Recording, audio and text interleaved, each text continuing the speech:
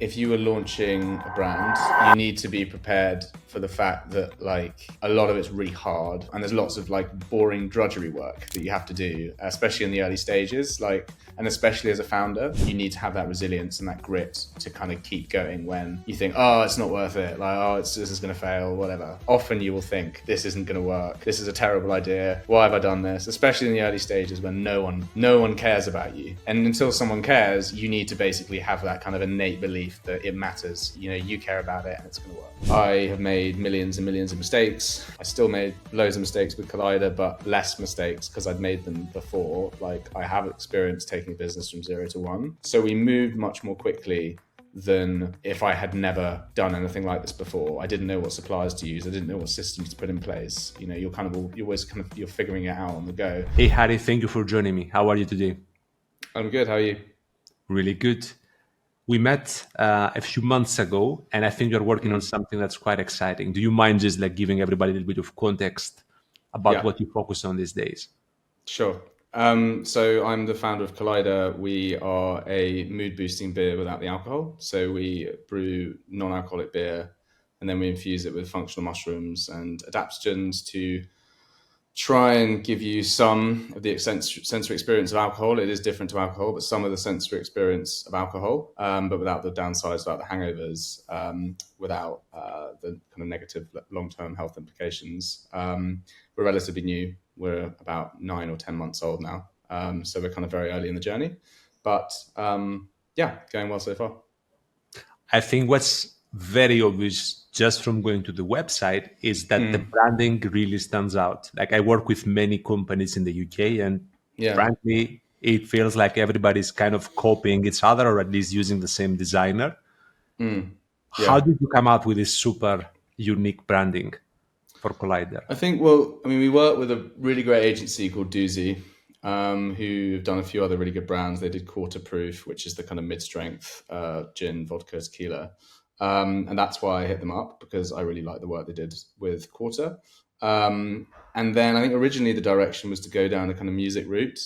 But I thought the sci-fi kind of vibe was really interesting, just partly because I find the space interesting, I find the genre interesting, but also I think there's loads of kind of common touch points and Easter eggs you can draw from that. And I think we wanted to create a brand that was a little bit less like soft and friendly, kind of like, you know, like the innocent smoothies of the world, which I think has been kind of done to death now, and create something maybe a little bit kind of harder and a little bit more nerdy, a little bit more sciencey. And I think part of that is drawing upon the sciencey aspect of the product, which is the adaptogens. And there's a lot of kind of educational work that needs to be done to explain what they are. And I think that having that kind of sciencey edge to the brand, it looks cool, but also I think there's a kind of reason for that. And I think it's like almost subconsciously giving us credibility by being a little bit more kind of sciencey, kind of nerdy focused. I want to talk about the product in a moment, but before I do, I just want to understand like what drew you to this, because this is the second business that you're launching in the drinks industry. You've also co-founded Pale Fox Processo, which is fairly successful already. So I'm imagining there's like some reasoning why you got into drinks. Yeah, I mean, I got into drinks. I kind of fell into it, to be honest. Like, I didn't really know what I wanted to do at university at all. I studied law, realized quite quickly I didn't want to be a lawyer. And then I was always kind of into food. I was a bartender as well. And originally I wanted to be a chef, actually. And then decided that the hours were probably a bit too unsociable to be a chef. You're always working on Fridays and Saturdays when your friends are out. So I kind of decided against it. And actually, you know, being a founder is the hours are relatively unsociable as well. So maybe that wasn't a kind of a decent consideration. But yeah, and then kind of got a job at a spirits company doing gin and vodka, and then eventually went into business co-founding Pale Fox, which is the sparkling wine brand, with my first boss. And then Pale Fox was still going, but I was probably there for like 6 or 7 years. Founded it quite young. I was 24, I think. Didn't know what I was doing. And I think the inception of Pale Fox was probably the reason why eventually I kind of wanted to move on, because there was no like thought process behind it. It was just like, oh, maybe we should do this. Okay, let's just do it. There was no intentionality about it. And I think ultimately I kind of burnt out a little bit. I think for one, it's a product I don't really use. I'm not really the customer. So there was a lot of kind of thinking, okay, would the customer want this? But I didn't have any intuition as to whether they would or not. So that was quite difficult. And also I do drink it, but I didn't really drink it myself. Whereas with Collider, I am the customer, or at least I'm one of the customers. So there's a little bit more intuition there as to like what the customer wants. I think that's easier.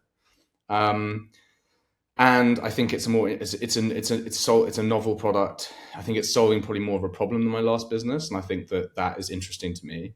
And I think from a creative point of view, it's much more interesting. Prosecco, you are limited to essentially your customer. You can't be too out there with your brand or your marketing because your audience is not going to be receptive to that. Whereas I think with our product, because it's in the beer space, which I think is a bit more progressive from a brand point of view, and also because of our kind of fairly unique proposition, which is adaptogens and functionals in beer, we have a license to push the boat out a little bit more from a creative point of view, and we've done that. And lots of the stuff that we're doing with Collider, we just would not work with Pale Fox. And I find that's the most interesting bit of the job for me, is the kind of creative aspect of it.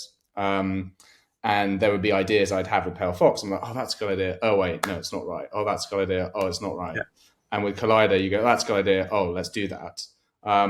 So I guess it was kind of just was I enjoying it enough, Pale Fox, to continue doing it? I think there were lots of aspects I did enjoy, but ultimately I'm enjoying where I am now a lot more for the kind of reasons above. And I think there's also there's a market consideration as well. Like non-alcoholic beer is a very rapidly growing market in all the key markets, the US, the UK, Europe. And it's a better space to be in from a business point of view, I think, as well.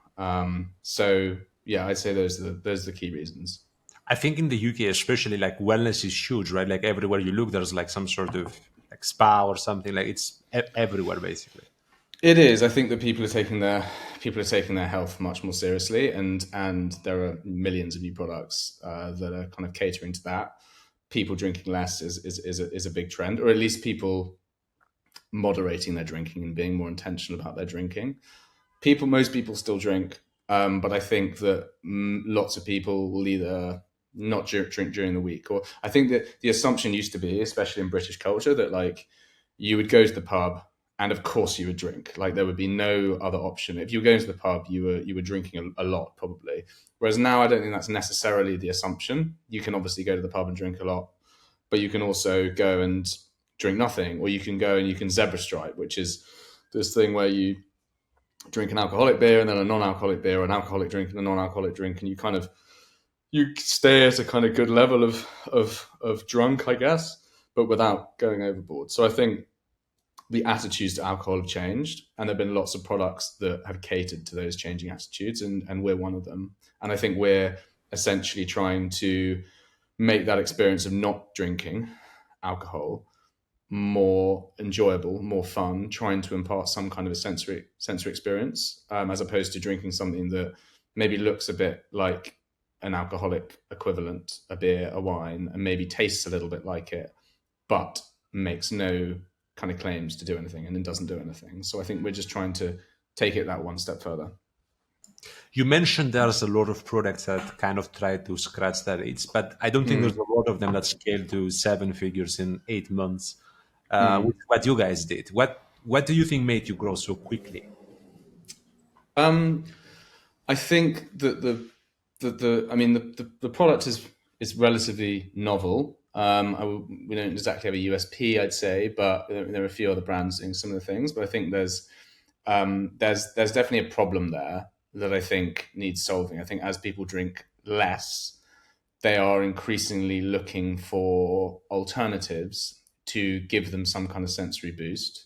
And I think that our product makes sense. When we launched, there were lots of brands doing there were lots of carbonates, brands like Trip Drinks or Good Rays or whatever, doing CBD kind of soft drinks, which again also makes sense. But kind of having been in the drink space, I was kind of wondering like why are these functional ingredients not being used in the direct non-alcoholic equivalents, like non-alcoholic beer, like non-alcoholic wine, because it kind of seems to me like these were perfect use cases for functional ingredients to kind of elevate that non-alcoholic experience. If it's like in the evening after work or in a pub or whatever. And I think ultimately the product makes sense to people, which is partly the reason why we've managed to grow so quickly. I think it kind of fits that evening ritual really well for people who want a beer but they don't want to drink alcohol, and I think that's helped us get and keep lots of subscribers. 55% of our revenue is subscription at the minute, which is pretty high for our vertical and how early we are. So I think that's kind of probably the main piece. But I think from brand point of view, as you kind of alluded to, we are quite different from other brands out there, deliberately so. I think we probably resonate not with everyone. Lots of people don't like it, but I think we resonate with a certain kind of section of the kind of UK customer base. And people, I mean, lots of our early adopters, for instance, who had never heard of the brand, bought us because they were like, oh, it looks cool. Like the brand looks cool. So actually lots of early adopters were kind of design-led purchases. That's slightly changed now. But yeah, I think the brand's there. I think that it's interesting because we have this functional kind of sensory benefit. We can take an angle that other non-alcoholics that don't have that can potentially not take. So, the non-alcoholic beers at the minute will be talking about what you can do if you're not hungover. You can cycle, you can run, whatever. We can talk about that as well, but we can also talk about the product benefits itself and the moment itself of drinking the product. And I think that plays into our hands a bit. And then I think it's an execution thing as well. Like I think I have had a previous business. I have made millions and millions of mistakes. I still made loads of mistakes with Collider, but less mistakes because I'd made them before. Like I have experience taking a business from 0 to 1. So we moved much more quickly than if I had never done anything like this before. I didn't know what suppliers to use. I didn't know what systems to put in place. You're figuring it out on the go. There are still loads of nuances to Collider that we're still figuring out, but certainly there was a big overlap between Pale Fox and Collider in terms of operational setup, and we did that much more quickly. And I kind of knew all the things that we shouldn't do, or lots of things we shouldn't do, more quickly than I otherwise would have, which allowed us to move more quickly. And then we raised money. So we're VC backed. If you have cash in the bank, you're not worried about being profitable early doors. You have more cash to burn on things that will ultimately get you more acquisition, is the truth. Can you touch on the functional benefits of the product? Because it does have ingredients like ashwagandha, lion's mane, theanine. Like what does it actually do? What's the effect it has on people?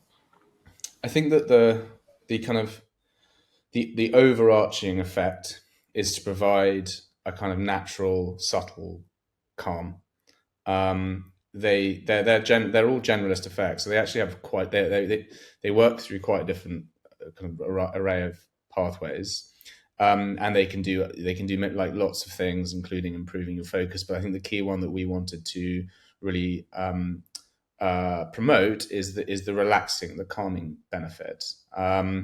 And I mean, ashwagandha again works in a number of ways, but the main way is it increases your receptor sensitivity to GABA, which is the same molecule that alcohol mimics. So it doesn't actually. So alcohol will basically look a bit like GABA and will flood your GABA receptors with something that isn't GABA, but your brain thinks it is. To kind of really make it simple. This will naturally increase your receptor sensitivity to GABA. So it will give, in some respects, a similar but much more subtle effect to alcohol, that calming effect.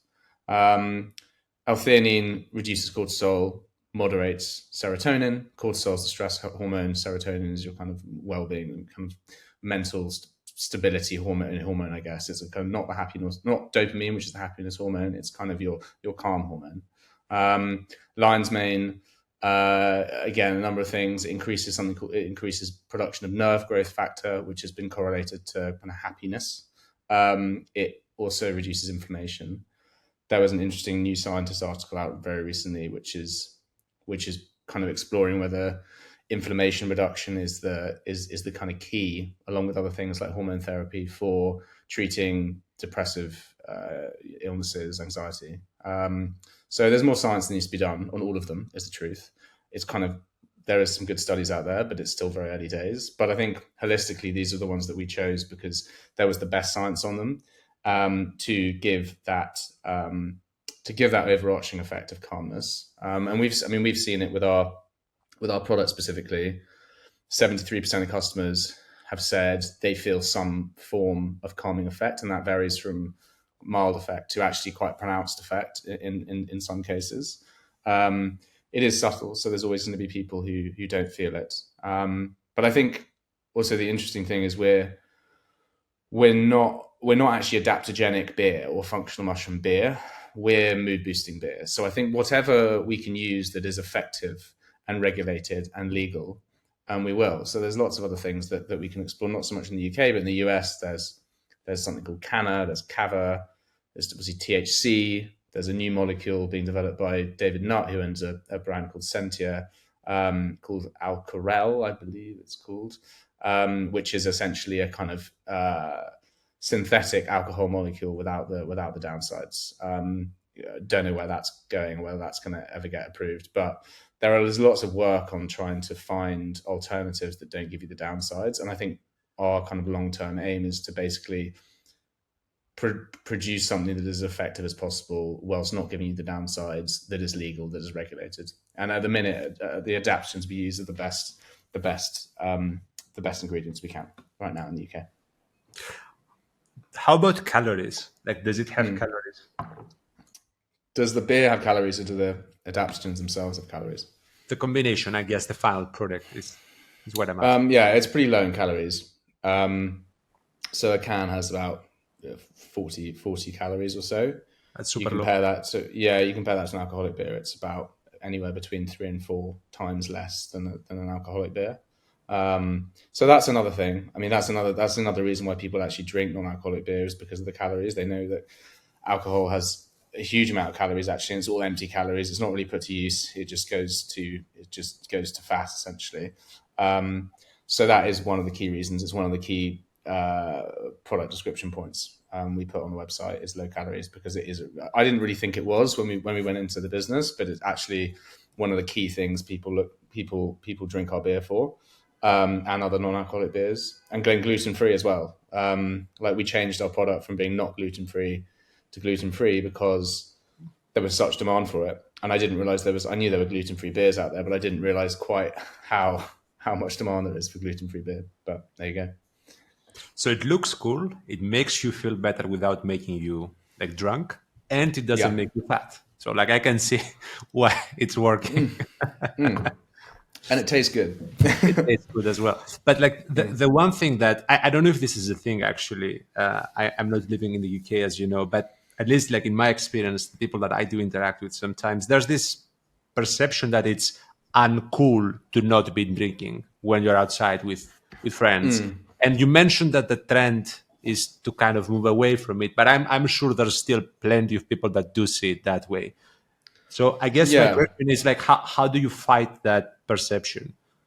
Yeah, I think there's a perception of it. Well, there's a perception of non-alcoholic products not doing anything, which is correct, because on the whole, they don't. They're there to taste sometimes or look like an alcoholic product, but they don't do anything, and they don't claim to do anything. So that's a perception that's entirely correct. Obviously, we're trying to kind of change that slightly with we call it non-alc plus, but we're trying to change that slightly.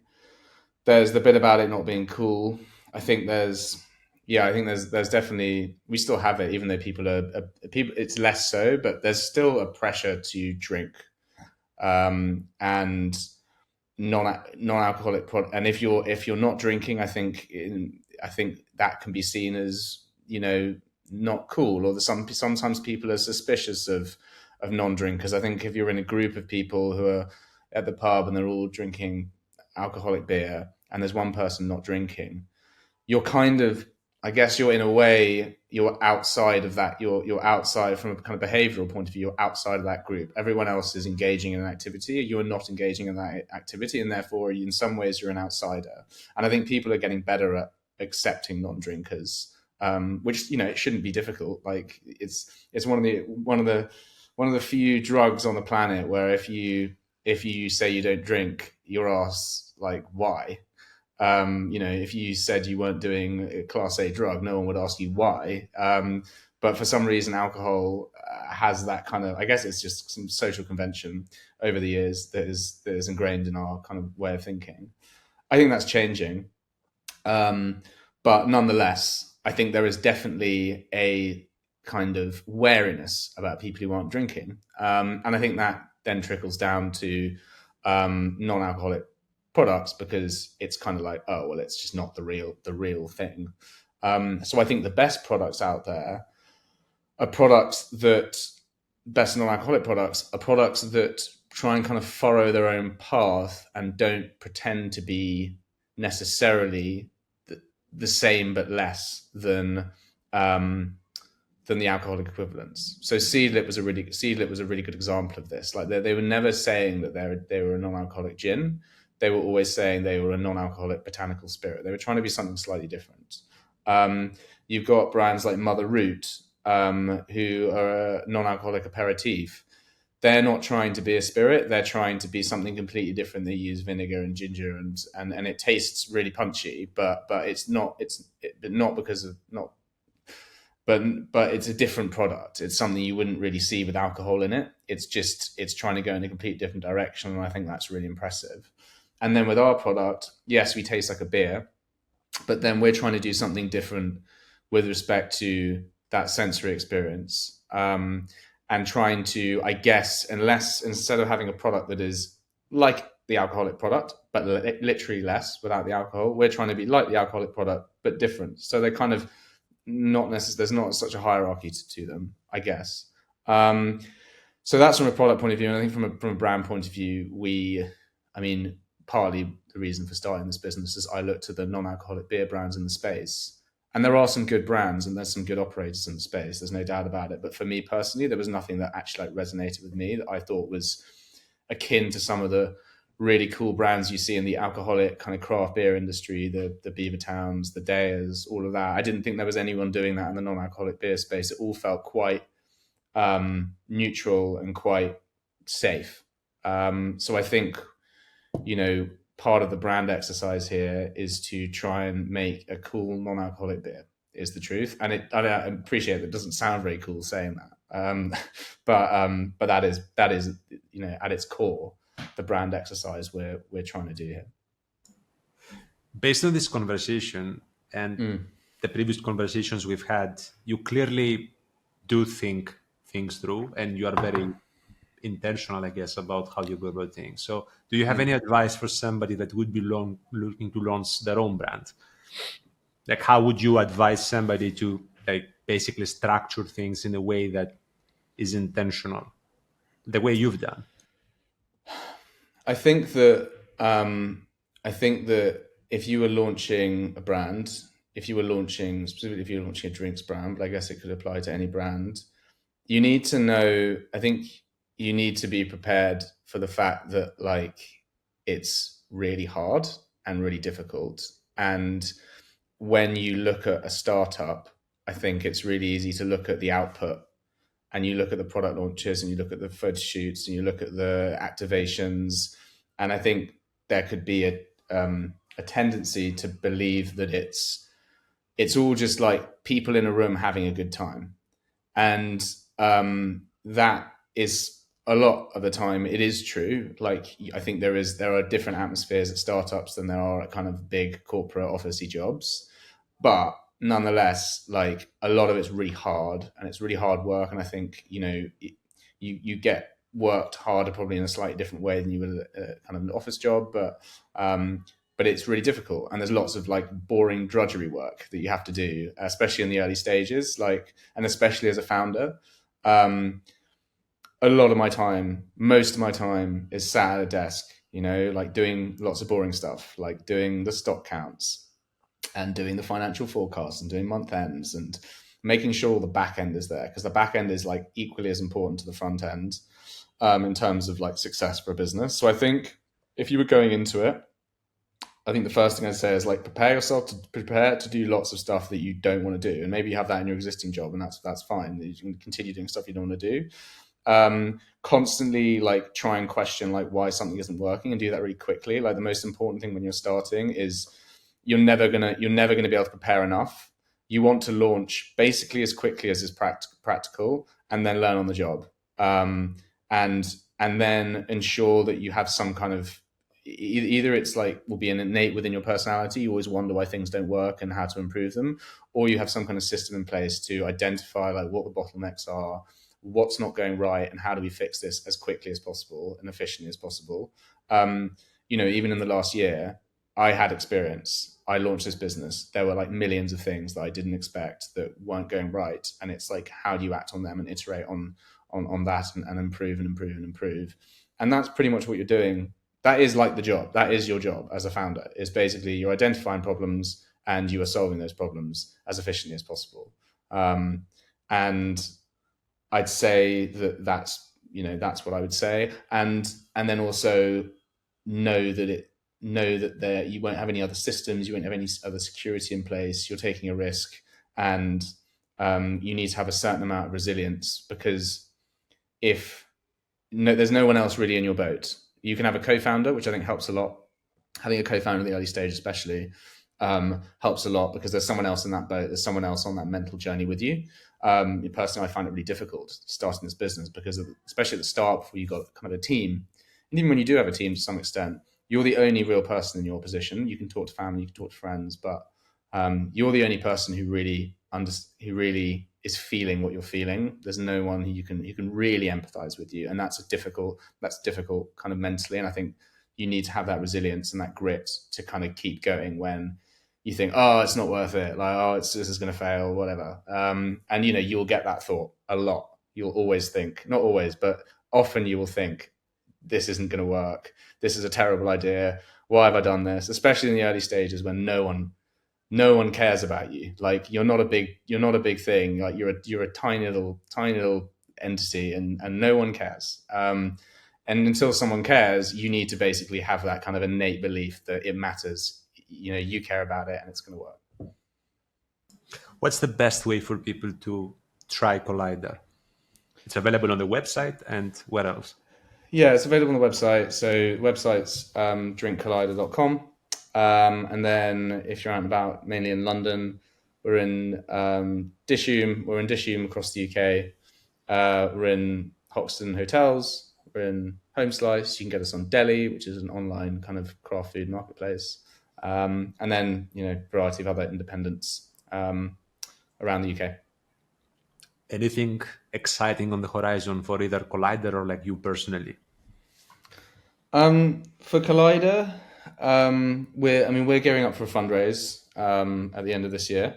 So that'll be interesting, because I think the first phase was essentially just test and learn and see if there's potential for product market fit there, to kind of gauge the issues with the product and improve the product.